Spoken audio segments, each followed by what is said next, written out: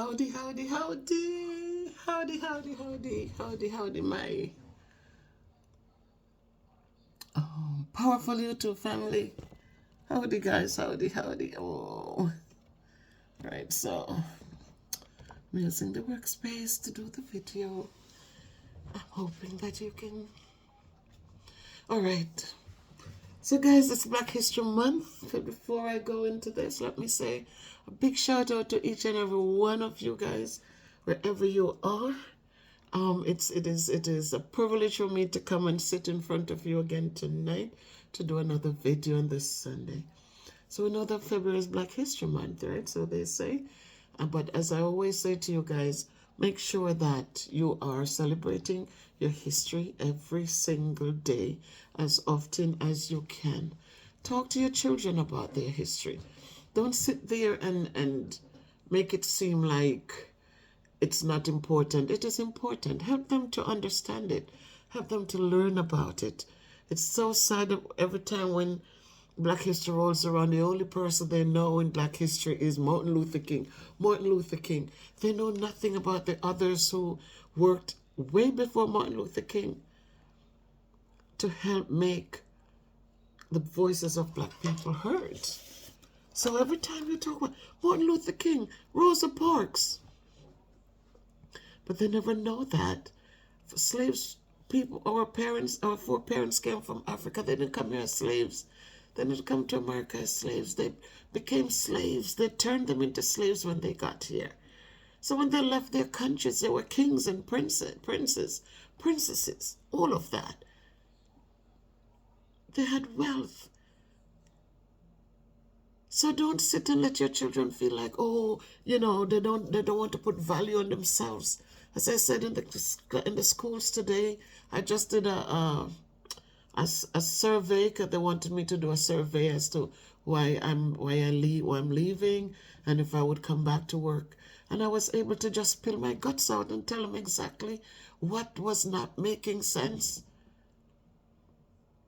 I was so happy for the opportunity to let them know that gone are the days when kids were held accountable. Gone are the days when parents were held accountable. It wasn't everything on the teacher to make sure parents come to parent-teacher conferences even after they got 5 notices. It was 1 notice that went home in writing, and they would fill it out and say, yes, I want to come at 2:30. I want to come at 6 o'clock. I want to come at... And they get a slot and they show up with their kids. And they sat with us and they discuss what needs to be fixed with the child and where we need to go. All of a sudden, you send notices, you make phone calls, and nobody shows up. But who they're questioning? Oh, well, you need to still make calls and do the conferences by phone. So why are you telling us send out notices and making copies and doing all of this if you know in the end you're going to give in and let the parents feel like, I don't care, I don't have to do a thing because they're going to call me anyways? Guys, we have to have some standards. We have to set standards, and we have to make sure that we're holding people accountable. We don't have to argue with them, but we have to let them know, look, no conference will be done. The teachers are not going. You had opportunities. You had a late night and you have an early evening. You got multiple. And so if you're interested and you want to know what your child is doing, then you have to. You have to meet us halfway. You got to keep one of those appointments and be present for your child. So we have to fix the school systems because they are going down into the drain. I'm talking about the public school systems. People come in and they get their grand, superintendent, and they come in with their doctorate degrees, and they work 5 years or so and they retire with a huge salary, with a huge retirement. But yet what do they leave? They leave a huge deficit, they leave a broken system, and the system continues to get worse. But that's not why I'm here tonight, guys. I'm here to celebrate Black history. And tonight I want to talk about Marcus Garvey. And I want to talk about Marcus Garvey because Marcus Garvey was before Martin Luther King. Martin Luther King ran on some of the foundation that Marcus Garvey left. So we talk about Martin Luther King, old civil rights leader, but we forget that he didn't just get up and do. There were others who were there with him, and there were those who were there before him. So I was in the living room. I was actually doing the survey, which they said should have taken like 5 minutes, but it took a longer because I needed to speak on behalf of my teachers, and the lack of support and the lack of respect and the lack of dignity that has been just thrown at them, and the great expectation of how kids should be performing when there has been no support. So it took me longer to express myself and to get it done. And while I was there, my husband was watching a YouTuber from Africa. I remembered when I saw his videos, I guess it was in the 80,000s or probably whatever. And now he's in, he got $1 million home. He got another company that worked with a company he's working with. So he made part of his home a space where vloggers could go and do their and do their thing, create their content. And then another company, sister company to that company, gave him a nice vehicle to help him in his travels. And I was saying to my husband, I said, the guy was talking about, when he started, he didn't have a laptop to edit anything. He didn't have anything more than the little phone he had to do it. And I was saying it to him. I saw that his sister is on board working for him right now.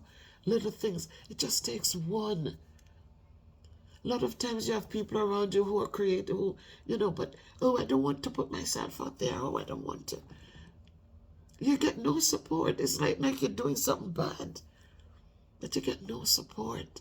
You're doing a video, cameras, blocked. Oh, don't put me in there. Don't get me in there. And yet you look at people out there in Jamaica, you have colas, and them people making $6,000 a month. So, when we have support to do things, we go so much farther. But a lot of our shortfalls, it's when you have an idea and people just knock it down. Then all of a sudden, let's try it and see. They knock it down. And even when you get in and you're trying, they still knock it down. And no support. No support. But tonight I want us to remember what Marcus Garvey said. He did a lot of quotes. And for my contribution tonight, I'm just going to go through some of the quotes that he left for us and remind us, and so that we can just teach our children. Because a lot of the hardships that we're facing is because of the way we're living. It's because of our lack of trying. It's our lack of wanting to do better.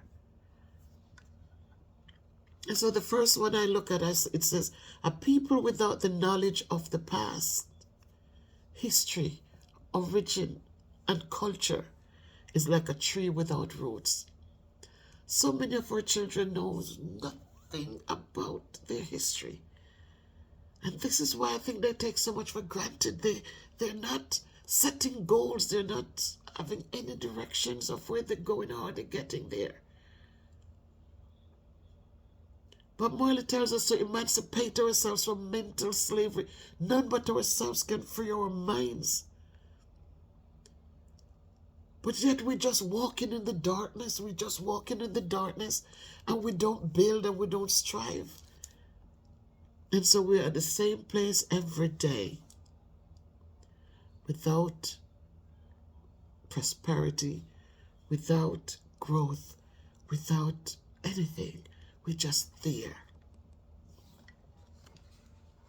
Then he says, if you have no confidence in self, you are twice defeated in the race of life. If you have no confidence in self, you're 2 times defeated, twice defeated. So not only the first time you're defeated, but 2 times. I started this thing, they hired me. It was a process, and they went through, and I got hired. Last week was very trying. At my age, I'm sitting there with all these young people, click, click, click, click, click, click. But I did my best, and it was so much to absorb, and it was just so much. Because when I went in, I'm doubting myself, like, at my age, what am I doing? You know, I've been teaching all my life. That's what I know. That's what I do well. What am I doing here? But I went through and I got through the first week. And last night, I didn't go to bed until the early morning because I made sure I stayed up. Friday, we work from home. And yes, I'm here and, still trying to navigate and learn because we're working from 3 screens. So, you learn. It's good. But it takes a while because this is not something I was doing.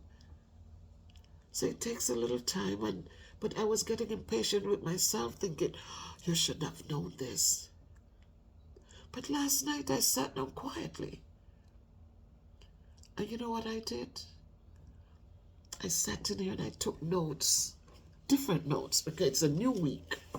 And so we're going to be learning new things. And so I sat down last night and I took so much notes. I used my highlighter. I highlighted things. I put things on my desktop that they will be easily found. I went through and I got things done. Right? Because all of a sudden I said, I don't need to watch the young kids who are just clicking away, who have had experiences in other companies doing this. I am going to do it at my pace, and so that I can understand it from my sense. I don't need to be rushing and going crazy. I'm going to master what I can master, get help with what I need help with, and continue to build. So I don't want to be twice defeated. I want to make sure that these 6 weeks that are left, that I use them in order to build and make myself stronger. We have a lot of support in place, and so I'm not worried. I know eventually, they will be there. He also says the black skin is not a badge of shame, but rather a glorious symbol of national greatness. Why does it seem like it's not so? Why does it seem like being black is a bad thing, something we should be ashamed of? Why aren't our people being taught these things so they can lift up themselves with confidence and pride? Instead of feeling like they're not worth anything, they don't make an effort. They're just stagnant. You have people that you help to get things done, and yet they just sit there. You're helping them to grow, and they have made no effort to grow. They just sit there. And so you feel like, what's the use? What's the use of you working hard and saying, here, help yourself. Go back there, build. You try, build on something. And they just... So at some point you stop doing, because sometimes it seems like if you stop, then maybe they will feel like they need to get up and help themselves.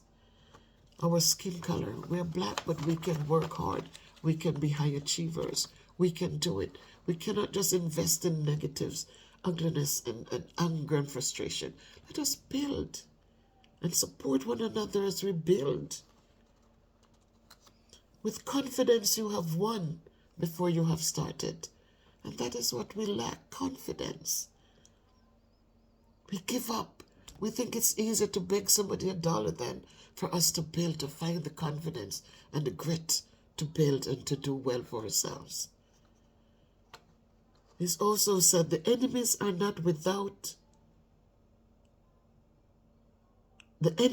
not so much from without as from within the race.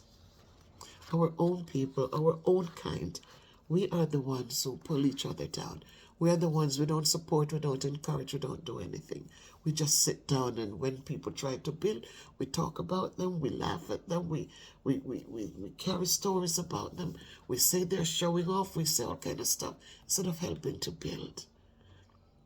Understanding that when you help to build, then it means that there'll be 2 or 3 to help to build, another 2 or 3 or 4 or more, and we can continue to become.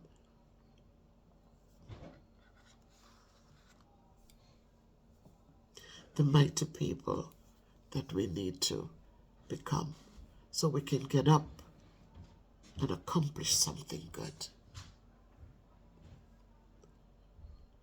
So if we think about what Peter Tosh says, Peter Tosh, before I even touch on Peter Tosh, I just need to say thank you to Trending, who she came on board. I met her a long time ago. I saw her channel and she had the badge that says, just type in Trending and it immediately share your channel and you get some support.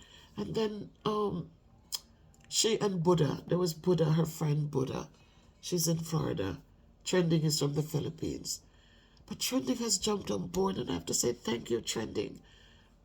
Thank you so much. You just jump on board, and you know, it's just amazing how you have supported me, supported my channel. I'm now at 3,100. I'm just now at 3,113 subscribers and growing.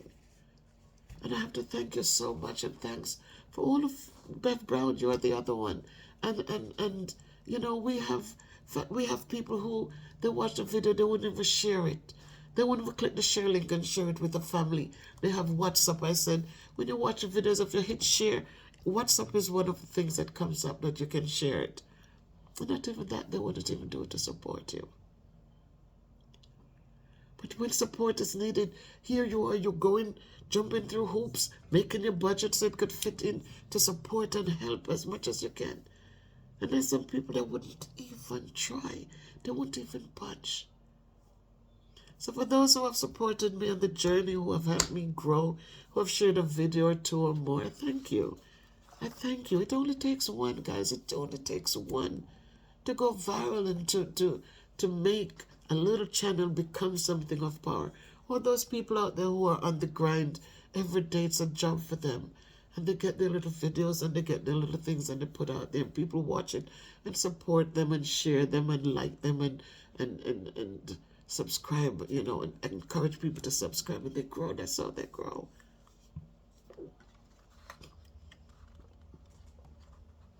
That's how they grow. But again, if we don't encourage one another, if we're not helping each other up, then it is tough. So again, as you celebrate Black History Month, remember that Black history is not about only Dr. Martin Luther King. There are many others that we need to make sure that we're honoring. Also, we're remembering them so we can tell our children, connect them to our children. So in Peter Tosh's words, he says, no matter where you come from, as long as you're a black man, you're an African. He says, no matter your nationality, as long as you've got the identity, you are an African. So as we celebrate Black History Month, we call ourselves Africans, whether we call African Americans or whatever we call ourselves. As black people, we need to get up and accomplish something good. We are a mighty people. And if we work together and build, can you imagine how much we'd have accomplished? We stop back by fighting against one another and we build. We build. Remember the father with the one, he gave them one stick, pow, they break it. But then he gave them a bundle of sticks. He gave them a bundle, and no matter how they try, couldn't break it. Because unity is strength. Together we build and we rise. But by ourselves we fall by the wayside. So let's build, people. Let's get up and build. Take care of yourselves. Be good to yourselves. Blessings always.